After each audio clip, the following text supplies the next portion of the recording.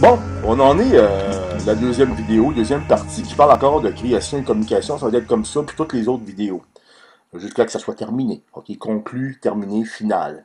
Donc, j'ai terminé un peu la première vidéo en parlant de la science. Moi, j'aime la science. Ben, j'aime pas les gens qui se comportent en imbéciles. Parce que les gens, exemple, qui attaquent, des scientifiques qui attaquent d'autres scientifiques en les traitant de complotistes parce qu'ils pensent pas comme eux, puis que malheureusement, il y a comme un genre de complicité au niveau des médias qui fait qu'on entretient le mal. Donc, ça c'est dit. C'était une opinion, ok? Puis, je vous demande pas de la partager. Tout comme le reste qui s'en vient. Moi, là, j'aime la science. Parce que, c'est vraiment pourquoi j'aime la science, un peu comme j'aime la musique. C'est que j'écoute des œuvres que moi, je pourrais pas faire. Ok? Puis quand je lis sur la science, ben, je lis des choses que moi, je peux comprendre, des fois, pas toujours, mais que je me rendrai jamais là. Si je pourrais pas les faire de doctorat, puis ok. Je vais vous présenter ici un livre. C'est Le chat de Schrödinger, c'est un livre sur la physique quantique, écrit par John Algebra. Ok, le livre, il est connu, mais il date de 1983. Ce que j'ai lu, là, je l'ai pas lu d'un coup. Je l'ai déposé il y a quelques années, parce que j'avais pas le temps de le terminer. Je l'ai recommencé au complet il n'y a pas très longtemps. C'est le livre que je lisais le 24 juillet d'un parc. J'ai fait une vidéo là-dessus, ok? Puis ça, là, la physique quantique, moi, là, ce que j'ai lu, je comprends pas. Mais je peux vous en parler, comme je peux parler de quelqu'un qui fait de la bonne musique, sans faire mon solfège. On s'entend-tu? Puis là, ça se peut que je fasse des erreurs. Ben, paraît-il que c'est normal que je comprenne pas la physique quantique. Paraît-il qu'il y a même des physiciens qui comprennent pas la physique quantique. Donc, c'est pas grave, ok? Sauf que moi, je considère que la physique, c'est une science pure. Pas parce que, pas seulement parce que c'est quelque chose de compliqué ou de facile pour certains. C'est juste que j'ai jamais vu de physiciens s'arracher les cheveux entre eux. C'est peut-être déjà arrivé, mais ça n'a pas passé à la télévision en des annonces de poulet, ok? Ça fait que moi, j'ai connu des physiciens chez les sceptiques, un, entre autres, qui enseignait au collège Montmorency. Puis moi, là, j'ai jamais vu des gens... j'ai vu des gens épicuriens lors des soupers des sceptiques. OK? Des gens plaisants, charmants, sens de l'humour, OK, mais qu'est-ce qu'on fait avec ça? Ben, c'est les scientifiques, c'est ça. C'est des gens comme vous et moi qui aiment partager, mais qui aiment aussi écouter. Mais qui rarement vont commencer à accuser quelqu'un d'être un complotiste. Ils vont plutôt tenter de comprendre, puis vont questionner, puis finir par dire, OK, il y a peut-être des choses qui sont importantes. Donc, à la place de perdre mon temps, OK, je vais recommencer par aller dans le sujet. OK, donc, le livre que je vous ai montré, là, sur la physique quantique, le chat de Schrödinger, OK, c'est que il y a une confusion dès le début. Une confusion en science, c'est pas acceptable. Puis il y en a actuellement dans le médical, puis on la cache. On ne faut pas qu'il y ait de confusion. En physique, ils ont osé la confusion. Puis ils ont patiné sur la confusion. Puis ils ont évolué sur la confusion. La confusion, c'est quoi? La lumière a deux états différents. Puis ça dépend de celui qui observe. C'est un peu comme, j'ai un matou. Il est roux. L'autre voit un matou blanc. C'est le même matou. Celui qui l'observe, il voit un blanc. L'autre qui l'observe voit un roux. Mais sauf que c'est plus simple et plus compliqué. C'est que la lumière aurait soit que c'est une onde, ok, une fréquence, un peu comme un rayon laser, ou soit encore que c'est des particules, exemple des photons. Puis que là, les gens qui ont peut-être comprendre, en examinant l'infiniment petit, ben, la confusion, c'est quoi? C'est-tu un onde ou des particules? En fait, ça serait les deux. Mais pour le même moment, ça dépendrait de, et il y aurait des si, beaucoup de si. Puis là, ils ont tenté d'expliquer ça. Sont en arrivés à quoi? Là, je peux pas vous le dire, j'ai pas tout compris. OK. Sauf que ça amène, ça a amené l'auteur du livre en question d'aborder les univers parallèles. Donc, quand je parle de création de communication, ce qui se retrouve dans tout l'univers, là, ben, c'est dans, on pourrait dire dans tous les univers. Si on aborde, hein, à l'idée, que, mettons, notre univers A, il y aurait aussi peut-être aussi un univers moins A, ou peut-être aussi un univers B, qui serait par-dessus nous, qui serait plus évolué, peu importe.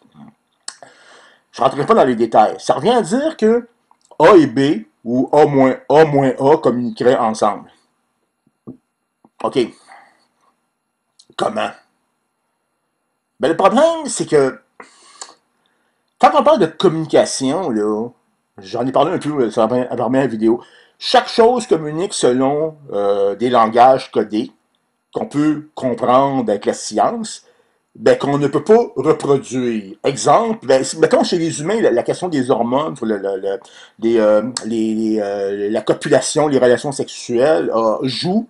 Ben, ceux qui sont sensibles à ça vont trouver que certaines demoiselles sont plus charmantes que d'autres à cause des hormones qu'ils vont ressentir. Ça, c'est une forme de communication qui est subtile. Dans la nature, ça fait marcher avec les odeurs, les protéines, les spins électromagnétiques, le champ magnétique, peu importe. C'est des formes de communication subtiles. Puis que si on parle d'une autre dimension, ça peut être n'importe quel genre de communication. Ben, j'oserais dire que s'il y a une communication entre plusieurs univers, ça semble le cas, il y aurait nécessairement aussi la, la possibilité que ça ne fasse pas comme on penserait que ça puisse se faire. Puis je pense qu'un des meilleurs exemples dans le cinéma, c'est Denis Villeneuve, Arrival, qui fonctionne sur le même principe d'une communication qui. Ben, c'est un film qui repose sur la communication. OK, puis. OK. Puis autre chose qu'on doit préciser, quand on parle de double d'univers parallèles ou de dimensions parallèles, c'est que la physique tente à démontrer, je sais pas si on réussit à le prouver par contre, là, que ça fonctionnerait selon d'autres repères spatio-temporels. Ça fait que l'espace et le temps n'est plus le même. Ça fait que pour certains, comme dans Arrival, demain, pour nous, eux autres, c'est le présent ou le passé. Ils l'ont déjà vécu. Euh, Ça revient à dire, quand on parle de communication, c'est qu'une communication entre un univers, mettons, qui n'aurait pas les repères spatio-temporels que nous avons, ça pourrait se faire à travers des visions de l'avenir, qu'on fait en rêve, comme exemple. C'est une probabilité. Ça veut pas dire que c'est ça, là. Mais ça pourrait se présenter comme ça, comme genre de communication. Pour en arriver à quoi? Disons que on va parler un peu du cerveau quantique. C'est un mot que j'ai utilisé pour expliquer que si on voit la lumière comme quelque chose qui peut avoir deux états, ok, corpusculaire ou ondulatoire, c'est qu'on pourrait aussi affirmer qu'un être humain pourrait avoir plusieurs états, ok, qui fait que ce qu'on observe n'est pas la même chose selon le moment qu'on l'observe. Puis ça reposerait sur notre cerveau, entre autres. Moi, je parle ici d'une résonance électromagnétique. C'est un gros mot qui est bien simple. OK. Vous savez, un transistor ou une radio, quand vous tournez le commutateur, vous changez la fréquence d'un cristal. Je vous dis ça grosso modo, OK? Ça fait qu'il va rentrer comme exemple le 101,5. À ce moment-là, vous entendez CIBL de Montréal qui joue. OK. Puis là, vous continuez à tourner le commutateur. Là, vous ramassez une autre fréquence. Mettons Radio-Canada. OK? Ça fait qu'à ce moment-là, la radio est à résonance électromagnétique avec la fréquence que vous écoutez. C'est juste ça. C'est qu'il y a un passage qui se fait vers le cerveau pour vous influencer. Puis que ce qui passe dans votre cerveau, il y en a qui appelle ça le cerveau de Dieu, si jamais vous avez l'impression d'être en communication avec Dieu. OK, mettons, là, on va... là, on risque de rentrer dans des dogmes religieux. OK? Puis même dans l'ésotérisme. C'est volontaire. C'est parce que il faut y aller parce que c'est ça que ça amène à ça. Parce que la physique quantique a beaucoup alimenté le nouvel âge, des gens qui ont des croyances. Par exemple, quand on parle de dimensions parallèles, de différentes formes de la matière selon la personne qui regarde, c'est sûr que ça devient un peu ésotérique. Pourtant, c'est de la science. OK. Mettons, je vais vous parler rapidement. C'est quoi un peu le cerveau quantique? À travers des sœurs carmélites. Les sœurs carmélites, c'est des sœurs catholiques. Il y en a à Montréal. Qui prient, qui méditent. C'est leur principale activité. Puis ils ont été sondés par je pense, un scientifique qui s'appelle Mario Burgard.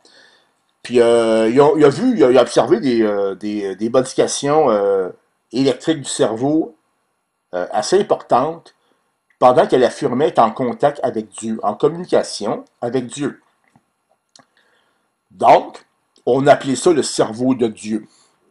Ça laisse entrevoir que si on reproduisait, exemple, ces modifications cérébrales, on pourrait peut-être faciliter des guérisons, des communications.